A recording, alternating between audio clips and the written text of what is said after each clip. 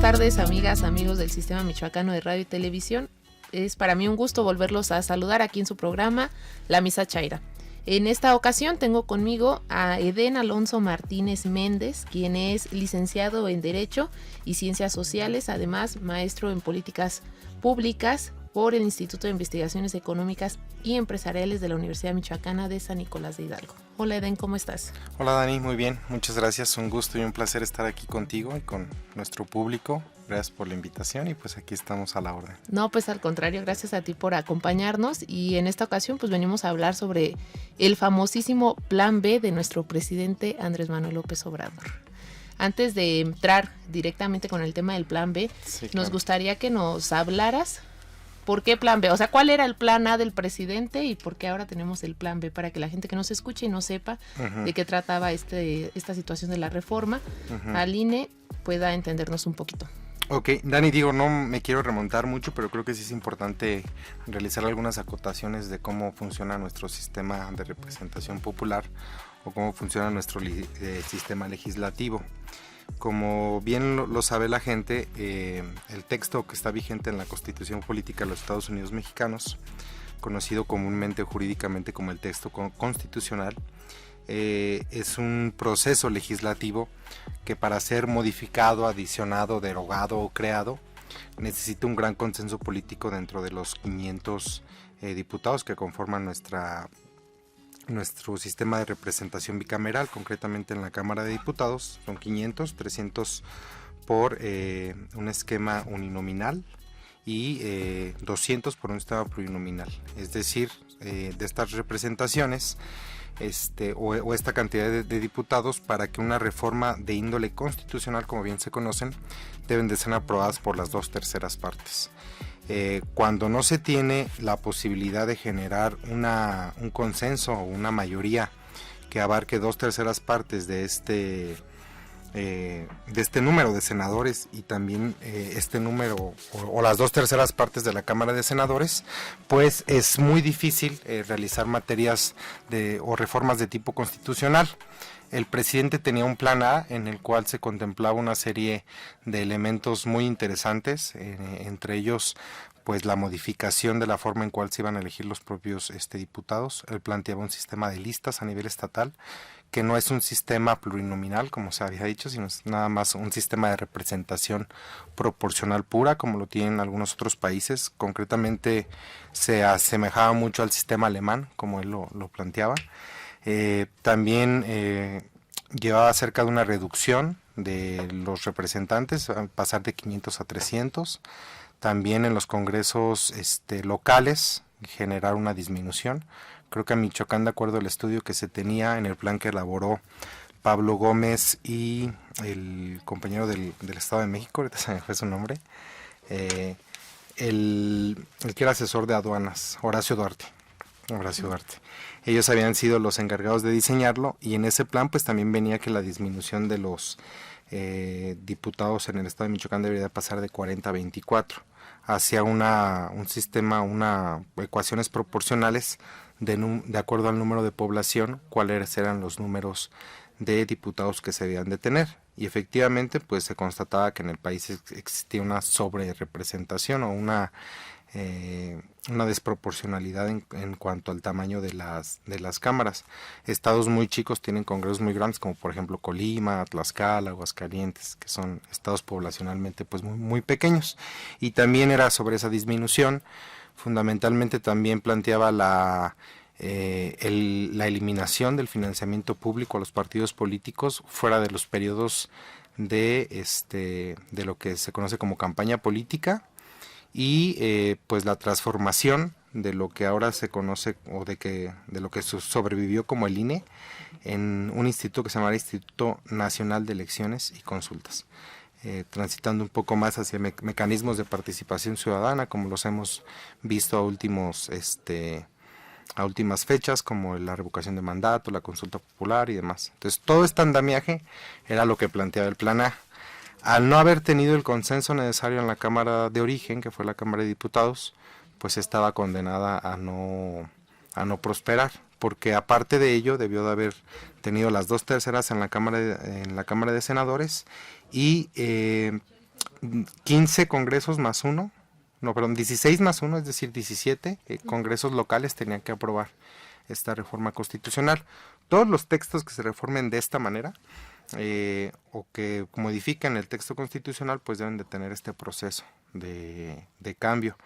Al no haberlo tenido en las condiciones, pues entonces el presidente ahora sí diseña lo que conocemos como el Plan B, que finalmente hace 5 o 6 días fue, bueno, a la fecha de este programa, había sido promulgado en el Diario Oficial de la Federación, y en ese sentido, pues es que ahora ya tenemos este texto que es legal. O sea, en este momento, fuera de que los consejeros del INE, algunos académicos y líderes de otros partidos políticos diferentes al del presidente han dicho de que no, pues que no es viable y que se va a controvertir, la realidad es que este propio sistema de representación o de modificación de leyes hace muy difícil que pueda ser modificado en la Suprema Corte de Justicia de la Nación, Dani.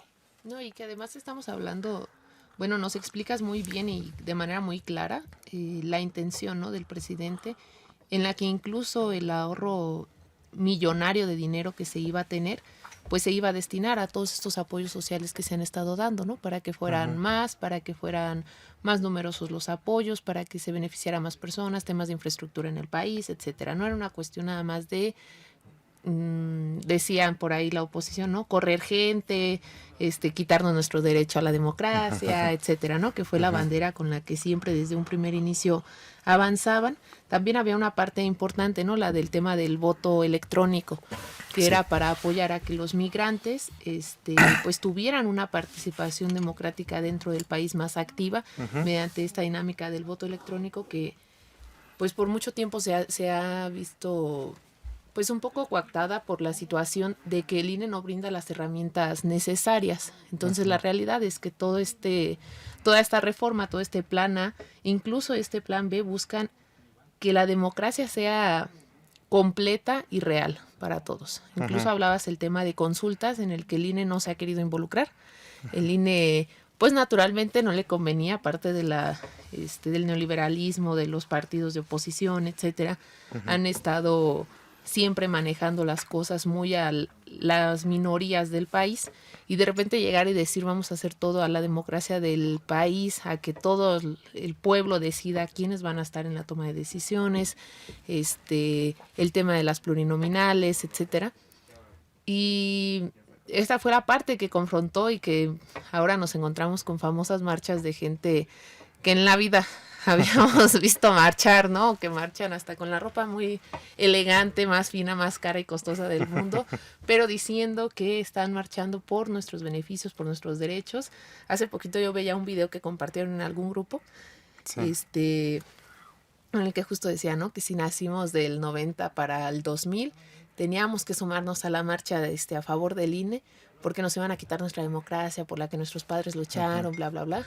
Y lo comparte una compañera que, pues te voy a decir, no tiene un estatus económico como los de la derecha que están ahorita en estas marchas, y nos decía, es que tienen que ir y demás. Y le digo, ok, y dime entonces en qué te ha beneficiado, cuál es la realidad de lo que estás escuchando.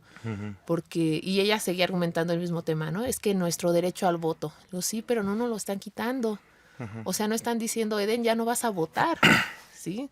Luego había gente que decía o malinterpretaba este tema en decir que nos iban a quitar el INE, ¿no? Que nuestro reconocimiento como ciudadanos mexicanos, y yo decía, Dios, de verdad siempre en todos los programas que hemos grabado aquí hemos invitado a la gente que nos escucha a informarse, a leer, a saber realmente las cosas antes de opinar, antes de salir a dar un veredicto, porque esta desinformación que tenemos es muy grande. Y ahorita los medios de comunicación, o sea, tú te metes, no sé, plataformas como TikTok, que últimamente es muy grande, y buscas, ¿no?, la defensa del INE, etcétera, y te dan una serie de información que dices tú, ay, no. O sea, en ningún momento el presidente dijo que me iba a quitar mi INE, ni que ya no iba a ser reconocida como mexicana, ni nada, pero bueno, la gente se cree información que no es real, ¿no?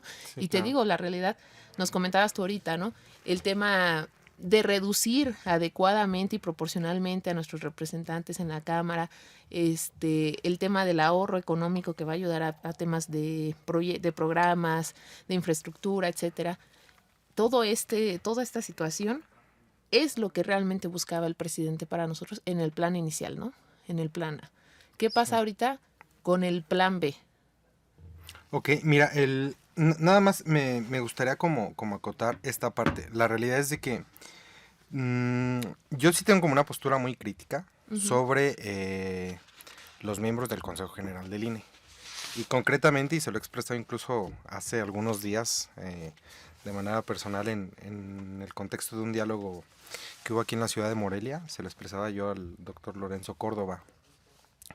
Eh, es un personaje, la verdad, muy... mm, la verdad, a mí académicamente me parece una persona destacable, ¿sabes? Sí. Aparte, no se puede ser hijo de quien se es. Su papá es un ícono de la izquierda mexicana, Arnoldo Córdoba, sin tener una serie de fundamentos pues ideológicos, técnicos, discursivos, y pues no lo habría podido educar de otra manera. Y la realidad es que yo en ese sentido pues sí admiro esa parte, ¿no? Ujú. De Lorenzo concretamente. Este, yo se lo expresaba que fuera de esa admiración profesional o académica que yo le tenía, yo sí era muy crítico sobre su desempeño duro en el Consejo General. Cómo habían actuado, me parece que es lo que se conoce como una democracia burguesa, una democracia de élites, la visión que han tenido. También pues es muy denostable, la forma en que se obtuvo, porque es una violación a los derechos constitucionales, pero pues el contenido de la grabación que tuvo con Ciro Murayama hace 5 o 6 años, que se ha dado a conocer de manera este, muy puntualmente, hasta en la mañanera ha salido esa grabación, pues también refleja que el estar en ese puesto con esas prebendas, con esas prerrogativas, sueldos, salarios, y demás, pues también cambia un poco la perspectiva, ¿no? Sí. Y se aleja acerca de lo que tiene que ser como un funcionario público como tal. La institución en sí, la verdad es que aún y con las reformas que se tenía y demás, sí me parece una de las más loables de este país en relación a la gente que forma parte del sistema profesional electoral. Es decir, aquellas personas que se han preparado, que han estudiado, que han aplicado examen, que de manera puntual siempre han estado como preparándose sin la necesidad de un apadrinazgo político, sin la necesidad de ir a platicar antes con los diputados, con los senadores y demás para Ujú. pues acceder a estos puestos. Y la verdad es que si uno revisa el trabajo que realizan no solamente el INE, sino los soples en el país, sobre todo en procesos electorales, una carga de trabajo muy pesada, son jornadas muy largas y en ese sentido pues se lleva a una especie de o a un mecanismo de especialización importante que se tiene en la función electoral, un capital humano muy rico, pero la realidad es que eso es pues la gente de a pie, por así decirlo, del INE, Sí. que incluso yo escuchaba el otro día al secretario de Gobernación, Adán Augusto, que decía que incluso las personas que estuvieran en las vocalías distritales, ahorita vamos a profundizar un poquito más en esta remodelación que se va a dar, y que fueran miembros del Sistema Nacional Electoral, o sea, lo que es un servicio profesional de carrera, sí, iban a ser reubicados en otras tareas dentro del instituto sin perder sus derechos laborales. Entonces, esa es la parte más loable que me parece del instituto. Y de esta conversación que yo escuchaba al doctor Lorenzo, la verdad es que él se abroga para sí, para Ciro, para los consejeros actuales, el estandarte de la democracia y de las conquistas ciudadanas que ha representado el Instituto Nacional Electoral. Es como, si con todo respeto, digo yo, respeto, admiro al presidente Andrés Manuel López Obrador, pero también en el momento en que él se abrogara para sí el republicanismo y estos Ujú. valores y que dijera prácticamente el Estado soy yo, pues en ese momento yo me apartaría. No creo que llegue a pasar.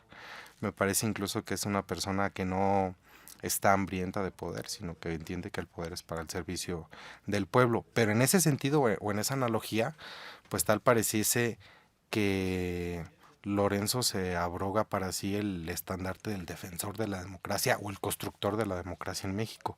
Y nada más distante de esa realidad, porque obviamente si el instituto está ciudadanizado, si es un instituto profesional, si ya no existen injerencias dentro de los poderes fácticos, incluso este en el actuar de las elecciones, pues también tiene que ver con una lucha fruto de partidos políticos de izquierda y de movimientos en los cuales pues nosotros hemos estado presentes y el propio presidente lo ha estado, Dani.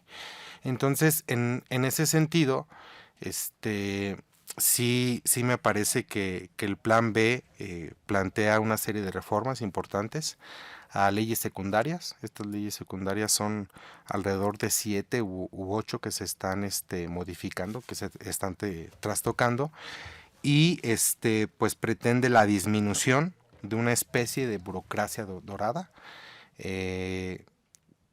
que tiene que ver pues con los miembros de las juntas distritales y de las juntas locales, que a pesar de que son funcionarios que no los elige nadie más que el Consejo General, o sea, no son electos popularmente, la verdad es que sí viven con una especie de prebendas y de salarios muy elevados y que obviamente la mayor parte del momento en el cual no se tienen procesos, pues no trabajan como tal, ese es el tema. Y esta disminución pues es al menos lo que al INE en la parte burocrática lo está tocando, pero la reforma va mucho más allá. La reforma plantea también la introducción de mecanismos alternativos para identificarse, por ejemplo, en el extranjero. Como tú sabes, pues a lo mejor para nosotros que estamos en México se nos hace común ver oficinas del INE, pero yo nunca he visto ninguna oficina o en Estados Unidos, en los países de Latinoamérica que he tenido la posibilidad de viajar. Lo único que he visto, y eso porque las he buscado, en una ocasión estando en Ecuador para ir a protestar por el tema de la reforma energética, pues una embajada del país. Y obviamente pues la expedición o la facultad que tiene el INE de el trámite del Registro Nacional de Electores y de la credencial para votar, pues es imposible que tú en un consulado o una embajada la puedas tramitar con prontitud. Entonces, dentro de este plan también se prevé que con cualquier elemento alternativo oficial, tú puedas acreditarte para votar en el extranjero, lo cual pues también me parece loable. Dani, también me parece que este plan y esta reducción obliga a que el instituto se modernice, porque sí hay elementos en los cuales ha faltado. Y a mí me llamaba muchísimo la atención, en este momento me encuentro en otra función, pero yo fui el representante ante la junta local del INE aquí en Michoacán de Morena, y en una ocasión le estaba dando seguimiento a una sesión de Consejo General del INE donde la consejera Carla Humphrey pues explicaba una serie de mecanismos alternativos para llevar a cabo la capacitación, por ejemplo, de los funcionarios electorales. En un momento incluso pandémico en el cual estábamos viviendo, pues decía que con plataformas de reuniones que hay, como Zoom, Google Docs, etcétera, no sé cuáles más haya, se podría llevar a cabo procesos de capacitación, pero que el tema de imprimir papelería, ir casa por casa, pagar lo que son los capacitadores electorales, todo pues toda esta campaña que hacen para integrar las mesas de casilla, pues estaba muy desfasado, habiendo ya una serie de elementos de comunicación que se han desarrollado desde el 90 hasta la fecha, es decir, en 32 años, pues se sigue integrando de la misma manera los funcionarios de casilla. Yo recuerdo ya hace muchísimo tiempo la primera vez que escuché hablar de un instituto fue cuando fueron a capacitar a mi mamá para que fuera funcionaria de casilla, y de eso habrá hecho 25 años, sigue siendo exactamente igual. Ese es incluso en lo que comentaba durante ese proceso de revocación Lorenzo, que se llevaba el 70 o el 80% del gasto que el instituto tenía que hacer durante la campaña. Y evidentemente pues este plan B y esta austeridad que se le está pues obligando o ciñendo al instituto que tome, los tendrá pues que motivar, ¿no? A generar estos mecanismos más prontos y más expeditos en cuestión de democracia, pero sí creo yo que los derechos políticos electorales del ciudadano quedan salvaguardados. Cualquier persona podrá seguir reuniéndose, agrupándose, protestando, organizándose, incluso lo están haciendo en este momento, ¿no? Digo yo, independientemente del sustrato del cual provengan, yo creo que pues así el más rico o el más pobre de este país tiene el mismo derecho a manifestarse, ¿no? Que los medios o la equitatividad de esas manifestaciones no serán las mismas, pero creo que sí es así. Y en ese sentido, pues creo que incluso también simplifica. Parte de esta reforma del Plan B es simplificar los medios de impugnación que hay, porque hay alrededor de 8 o 9 medios a nivel local, 10, 11 a nivel federal, que incluso los propios términos pues son muy similares. Entonces se agrupan en 2 o 3 medios de impugnación, que al final de cuentas se resuelven pues de la misma manera. Se hace más accesible también incluso el acceso a la justicia para los ciudadanos, incluso los propios partidos políticos. Y justo hablando del tema de partidos políticos, ¿en qué pasa con este? Porque también creo que era un punto, ¿no?, que venía dentro de la reforma, el financiamiento público a los partidos políticos en las actividades ordinarias que ellos tenían. Es decir, pues todos estos procesos electorales que se daba financiamiento a los partidos políticos para campañas, precampañas y todo esto de manera constante. ¿Qué pasa con esta parte dentro de pues del famoso Plan B ahora, no? Mira, Dani, a mí me llama mucho la atención porque aparte, digo, no está en el currículum y demás, pero en este momento estoy estudiando una maestría en Derecho Electoral. Estudiaba yo sistemas contemporáneos democráticos y me tocó analizar lo que había sido el proceso de formación del INE y consolidación de la democracia en México, que pues la mayoría coinciden que fue a partir de 1988 a la fecha. Hay antecedentes, obviamente, las reformas de representación proporcional, como aquella que impuso Reyes Heroles y demás, pero la mayoría dice que es del 88 por acá. Año tan icónico porque aparte también es el de mi nacimiento. Pero en ese sentido, la realidad es que en el año de 1996 hubo una reforma que fue un parteaguas. Todas han sido una reforma, hasta ese momento pues, han sido parteaguas. Pero en ese momento, en el 97, fue la primera vez que el Partido Revolucionario Institucional, el PRI, perdió la mayoría calificada, por ejemplo, en la Cámara de Diputados. Estaba en esa situación de que ahora tenía que negociar, tenía que generar concesiones. Y también, por ejemplo, por primera vez la izquierda, o lo que se parecía en ese momento a la izquierda, que ahora no queda nada, que era el PRD, ganó la Ciudad de México con el ingeniero Cuauhtémoc Cárdenas Solórzano en el 97. La primera vez que se elige y la izquierda la ganó. Y previo a ese año hubo un proceso de reforma en el cual había 2 dirigentes de partidos políticos que se oponían de manera férrea al financiamiento público a los partidos políticos. Uno de ellos era Felipe Calderón Hinojosa, dirigente del PAN, y el otro Andrés Manuel López Obrador, dirigente del PRD en ese momento. Entonces, desde ahí incluso se puede notar y se puede ver pues que la idea de que el dinero público no se vacía en los partidos políticos no es de ahora que la tiene el presidente, estamos hablando ya bastante tiempo de ello. Y incluso quien cambió pues con esta perspectiva fue la propia oposición, porque en ese momento la realidad es que todo el PAN siempre había estado como en contra de que tuvieran ese financiamiento público, pero ahora como creo que están en una severa crisis como toda la oposición en el país, pues ya se aferran un poquito más. Desafortunadamente esa parte fueron de las que no pasó. Se preveía eliminar el financiamiento ordinario únicamente, pero mantener el de campaña y pues prever que se regresara a la especie de financiamiento por cuotas de militantes y simpatizantes. Yo recuerdo que en algún momento pues los movimientos han surgido y se hacían pues las kermés, las colectas, las rifas, etcétera, etcétera. Exacto, para el financiamiento. Y creo que parte de eso pues también responde un poquito a la esencia de organización democrática que necesita cualquier movimiento verdadero, ¿sabes? Para poder concretarse y para poder crecer. Pero por ahora pues sí, se seguirá emitiendo este financiamiento público ordinario, tanto a nivel federal como a nivel estatal hacia los partidos políticos.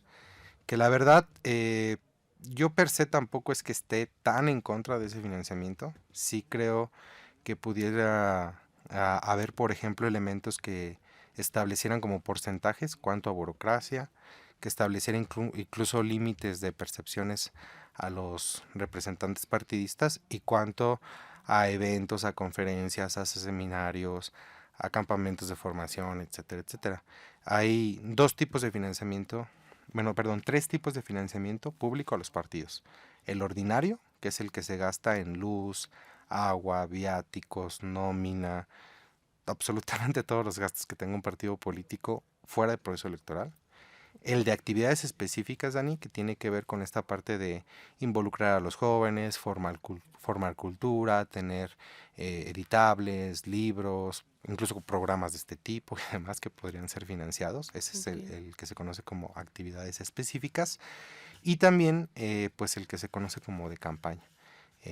Siempre se les asigna un 50% más de acuerdo a las prerrogativas ordinarias que tienen a los partidos, con el propósito de difundir sus plataformas, de generar espectaculares, eventos de campaña, etcétera, etcétera, con el propósito de obtener el voto.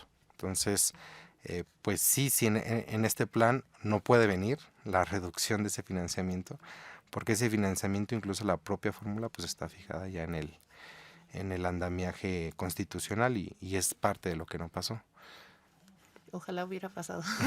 Sí, sí, bueno, sí, particularmente creo que sí era sí, claro. parte importante, ¿no? Mucha gente siempre ha hablado de este tema en las calles, del por qué seguimos financiando de manera constante, no solo durante una campaña, los partidos políticos, sobre todo porque también hay partidos que pues no hacen lo que deberían de hacer, ¿no? Y es ahí donde uno dice, bueno, nos ibas a platicar hace poquito, el tema de cómo se iba a reestructurar entonces todo el INE. Todo el INE. Ok. Sí. Mira, se va a generar primero una disminución. La gente tiene que saber que en primera estamos a punto de, pues, hará unos 30 días tal vez, 28 días, para que se venza el plazo constitucional de cuatro consejeros electorales. Es Ciro, Lorenzo Córdoba, Urquif Espadas y se me escapa el nombre del cuarto, puede ser. Pero sí, efectivamente, pues ellos va a vencer el plazo constitucional para el cual fueron elegidos y una comisión dictaminadora va a proponer ternas al Congreso de la Unión, concretamente la Cámara de Diputados, que van a elegir a los perfiles que van a estar al frente del Consejo General a partir de, pues ya este año creo que es el 4, el 5 de abril, algo así, que le vence el término a estos consejeros. No tiene que ver con una cuestión de que se haya eliminado por decreto constitucional o tema de la reforma. Es importante que la gente lo sepa, simplemente coincide en tiempo con el vencimiento. Esto se iba a llevar con plan A, con plan B o con plan C, se iba a llevar a cabo. Ese es parte de la reestructura, digamos, de arriba hacia abajo, de las más importantes. También se van a generar cambios importantes acerca de la Secretaría General. Hay una persona ahí que anda sin trabajo, pobrecito, deambulando, con lo que ahorró de 250,000, 300,000 pesos al año, ¿no? Que estuvo ganando durante 14 años. Y que aparte se va a llevar un mono como de 2 millones de pesos por indemnización o por despido. Ojalá y demás. Nos dé algo. Sí, que la realidad es de que, pues fuera del perfil, que sí es un perfil especializado, no puedes tener 67 años de edad, alrededor de 38 en el instituto y no saber de qué estás hablando, ¿no? O sea, no, tampoco es nada extraordinario, no creo que sea insustituible Edmundo Jacobo Molina, que es la persona que estaba ocupando la secretaría del instituto, la secretaría ejecutiva. Pero la verdad es que 14 años con un puesto que ni siquiera es elegido por los ciudadanos, pues incluso se asemeja o se acerca al más largo constitucional, que son de 15, ¿no? Que se prevé para los ministros de la Suprema Corte de Justicia de la Nación. Y pues también es importante darle entrada a nuevos perfiles, a nuevas personas que puedan estar encabezando esta designación y cumpliendo esa función, pues constitucional, y no, o sea, porque hay muchas funciones que no se prevén que sean para la Secretaría Ejecutiva. Ese es, por así decirlo, lo que se reforma del Consejo General, del del INE, pero también se va a llevar a cabo un adelgazamiento de las vocalías de las juntas locales, pasan de 5 a 3 y las federales pasan de 3 a 1. Entonces, esos son, por así decirlo, la reestructuración sobre esa élite burocrática, que no nada más la gente del Consejo General, que ellos incluso pues son los únicos, bueno, también junto con algunos organismos públicos constitucionales que se han venido amparando acerca de, para no acatar las medidas de austeridad, ¿no? que se han tomado por este gobierno. Y también creo que parte de eso es lo que la gente está disconforme, ¿sabes? Ven que si tenemos un presidente que viaja en línea comercial, que eliminó el Estado Mayor Presidencial, que no usa un avión, que no usa todo un aparato, que no tiene destellos sultanescos en su actuar y si obliga al gabinete a que actúe de esa misma manera, pues cuando ven en transparencia los montos que ganan algunos funcionarios públicos, pues también a la gente le hace, no le hace juego esto y le parece demasiado ofensivo. Y es parte de lo cual también el propio Consejo General del INE ha metido en una vorágine pues de descrédito a la propia institución. Son ellos a los que no han tomado o los que no han tenido los elementos de austeridad que la ciudadanía está pidiendo para estos tiempos. Me parece que eso es lo que cambió en el 2018, ¿no? Que ya la ciudadanía se va a quedar con eso. Se van a acostumbrar a que su jefe de Estado les esté comunicando de manera puntual. No sé si vaya a ser todos los días por la mañana, pero sí pues a que les esté informando cómo van las obras prioritarias en el país, cómo está la canasta básica, qué está pasando en todos los aspectos de la administración. Si vuelve, ojalá que no, hay que tocar madera, pero si vuelve a haber un proceso como tan delicado como el de la pandemia, pues también a que se les esté informando día con día. Me parece que son de las cosas que cambiaron, el tema de la austeridad y el tema de la información de la red pública, ¿no? Sí. Sí, yo creo que ahora sí que el que no sabía de algo que estaba pasando en el país es porque de plano ni prendía la radio, ni prendía la tele, ni nada, porque en todos lados siempre hemos estado, pues creo que los medios amarillistas siguen existiendo, pero pues había una persona que salía con cada uno incluso de los titulares de las distintas secretarías a decir, pues así vamos, y esto se está haciendo, y esto es así, cosa que pues nunca... Yo creo que si nos preguntan, ¿no?, qué estaba haciendo Secretaría de Salud hace 10 años, pues no sé, sí. ¿No? O sea, nunca sabía, tendría que haber ido hasta la Ciudad de México a ver si me decían. Y pues bueno, es parte de algo que ha ido cambiando. Es falta de ponerle un fin a un ostracismo, de que no sabía qué se hacía ni con el presupuesto y que tampoco sabía qué se hacía pues con el destino de este país hacia donde íbamos transitando.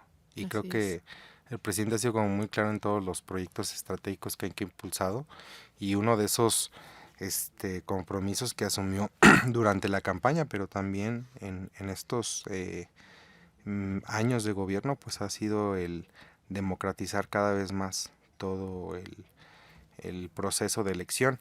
Y la verdad también decirlo muy claramente, la realidad es que no ha hecho o no ha caído en la tentación que muchos otros políticos lo hicieron, porque parte de los consejeros electorales que votaron, por ejemplo, en contra del partido político que representa al presidente en el 21 para retirar las candidaturas y demás, muchos de ellos incluso habían sido propuestos durante el periodo del 2018 al 2021, donde se tenía mayoría absoluta en todos lados. Y en ese sentido, pues no se cayó en esa tentación de poner o consejeros o magistrados o ministros a modo. Que ahora, digo, ya como para ir cerrando, es en donde está la bolita, ¿no? En esa arena. Y muchos creen que esta reforma pues va a ser revertida por la Suprema Corte de Justicia de la Nación. Es importante que la gente sepa que el mecanismo que se está activando es un mecanismo de algo que se llama control de constitucionalidad. Es decir, el órgano máximo jurisdiccional de este país, que es la Suprema Corte de Justicia de la Nación, analizará y en ese sentido determinará si esa reforma de índole general o de índole federal se adapta o está en tono al espíritu del texto constitucional. Y si dicen que no, tiene que ser 8 ministros de 11 los que digan que no. Esa es una mayoría calificada que tiene que alcanzar en la Suprema Corte, en el Pleno de la Suprema Corte, pero si son 7 y 5 dicen que sí es constitucional, ese plan B no habrá forma humana de poderlo modificar y quedará tal cual. Y también, decía el presidente, y justo es que la gente lo sepa, tienen la obligación de irse artículo por artículo, párrafo por párrafo, analizando pues qué tan constitucional o no son. Yo la verdad es que también veo difícil que haya algunos artículos que puedan ser declarados constitucionales, pero Dani, pues vivimos en un sistema de contrapesos y en ese sentido es importante también pues que la Corte con total independencia actúe y analice, pero esta reforma y esta propuesta de austeridad, de cercanía que se les está haciendo a los ciudadanos por medio de esta reforma de índole general, pues está ahí y va a ser muy difícil que ese espíritu sea vencido o contravenido, independientemente de lo que decía la Suprema Corte de Justicia de la Nación, pero también pues creo que la ciudadanía estará muy atenta acerca del propio actuar. Sí. Creo que es un mecanismo continuo el que se está realizando, no nos debemos de espantar, siempre debemos de entender que la democracia crece, se transforma, transmuta y los mecanismos como tal también. Y no hay ningún destello de autoritarismo o de falta de democracia, de restricción a las libertades que se prevea desde el régimen de la Cuarta Transformación o desde el régimen de Andrés Manuel López Obrador, que es lo que la gente debe de tener. Al final se debe de quedar con esa tranquilidad de que yo escuchaba una analogía en Venezuela, que decían que en Venezuela escuchabas en todos lados, en la prensa, en los periódicos, en la tele, en la radio, en las calles, que no había libertad de expresión, ¿no? Pero lo escuchabas en todos lados, entonces ¿por qué se escuchaba en todos lados? Aquí se escucha en todos lados, pues lo mismo, ¿no? De que el presidente tiene aires despóticos y demás, pero pues sí es un presidente que incluso establece diálogos y discusiones públicas en las mañaneras, pues es porque también se permite esa parte, ¿no? Lo que se ha dado ahí es porque es un mecanismo muy, muy interesante de discrepancia ideológica que en el propio seno del poder en Palacio Nacional se da. Eso jamás lo pudimos ver en ningún otro sexenio ni con ningún otro presidente, porque lo que teníamos era pues vallas y elementos militares de por medio. Así es. Eden, para ir cerrando, me gustaría preguntarte, en tu punto de vista muy personal, sí. ¿qué sigue para la democracia de este país? Ok. Dani, yo creo que es muy importante que la gente entienda que hay mecanismos, poderes, instituciones, sistemas democráticos, económicos, que superan o que son más grandes que lo que puede ser la presidencia de la República como tal. Ese es un régimen de Estado republicano que se instaura año con año y que se elige cada 6 años, que cada 3 años se modifica en su integración, en su equilibrio de poderes, pero que hay instituciones como las económicas, como incluso aquellas culturales, como lo que se denomina el patriarcado, que se han venido instaurando año tras año, tras año, tras año. Y en ese sentido, me parece que el proceso de continuidad que se va a plantear en el 2024 acerca de si queremos seguir fortaleciendo el peso, que si queremos seguir invirtiendo en infraestructura, inaugurando refinerías, en mega obras y demás, o si de plano pues queremos regresar a lo que ya conocimos durante 30 años. Yo nací el año en que se llevó a cabo pues el fraude electoral, ¿no? muy cerca de mi nacimiento se había llevado a cabo todo eso. Y la realidad es que yo no conocí otro sistema más que el neoliberalismo. En algún momento, pues yo me decreté neoliberal porque vivía en un sistema neoliberal, que no estaba conforme con él, pues era otra cosa.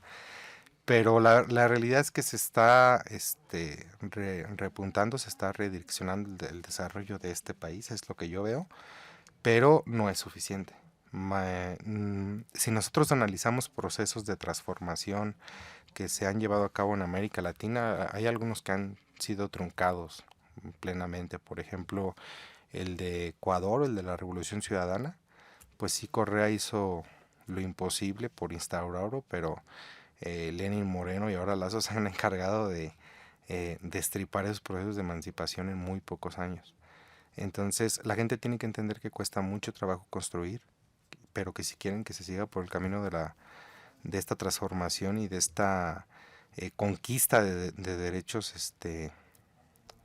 sociales y demás, como los programas que incluso ya son de índole constitucional, pues es lo que la gente tiene que decir.